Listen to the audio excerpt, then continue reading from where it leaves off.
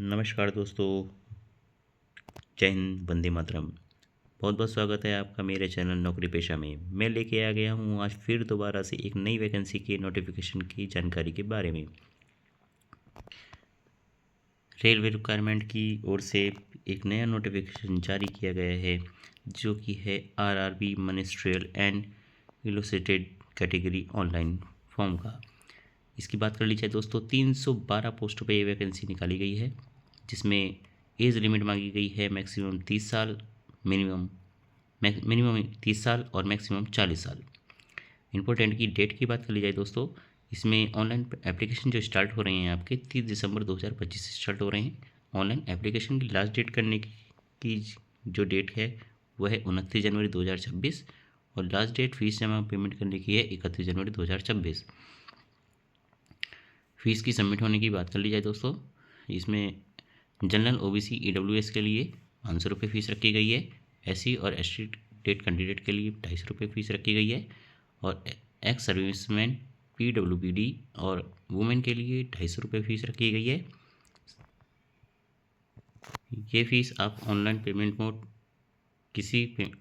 Mode UPI, debit bank, net banking के through आप कर सकते हैं।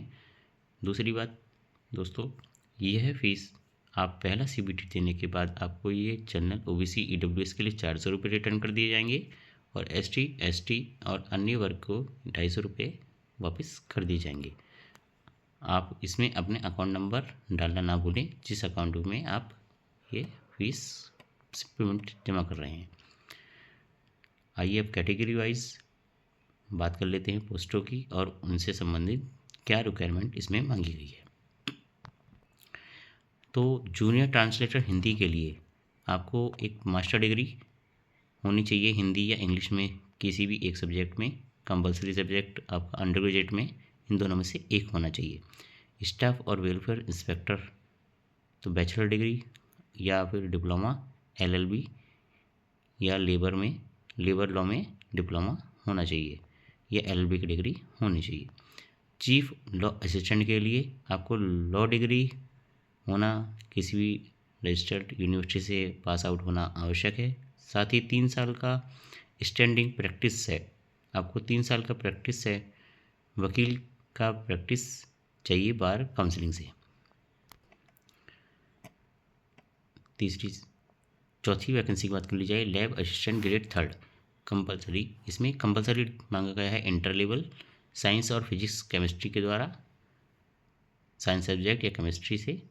साथ ही लेबोरेटरी में डिप्लोमा होना अति आवश्यक है। पांचवी वैकेंसी की बात कर ली जाए, सीनियर पब्लिसिटी इंस्पेक्टर। तो डिग्री डिप्लोमा होना चाहिए आपका जर्नलिज्म में या मास कम्युनिकेशन में तथा उससे संबंधित 2 साल का एक्सपीरियंस।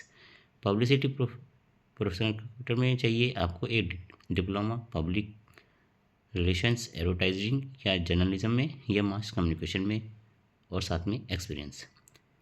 साथ ही साइंटिफिक असिस्टेंट ट्रेनिंग के लिए कैंडिडेट को पास होना चाहिए मास्टर डिग्री साइकोलॉजी में और उससे संबंधित 1 साल का एक्सपीरियंस होना अति आवश्यक है। इस नोटिफिकेशन की फुल जानकारी आप रेलवे रिक्वायरमेंट की बोर्ड की वेबसाइट से प्राप्त कर सकते हैं।